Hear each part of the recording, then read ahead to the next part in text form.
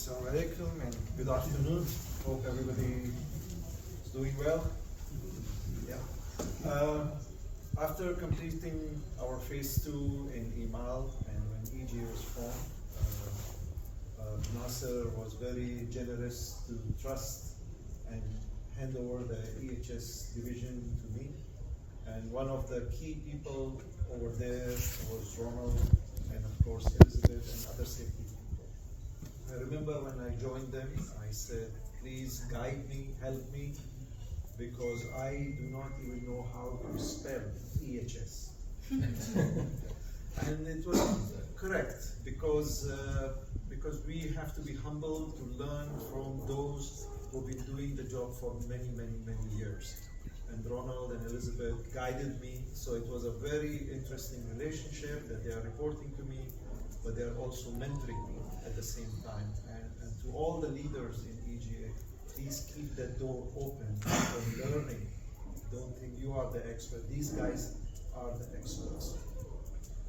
I think a lot of correctly been said about Ronald, but I would like to just share the COVID years.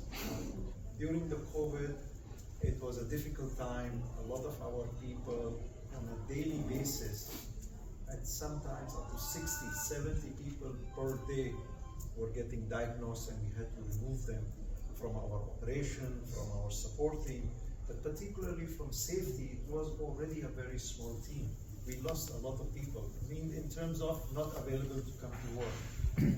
And we sent out a lot of communication, don't do this, don't do this. But we also needed ears and eyes and boots on the ground.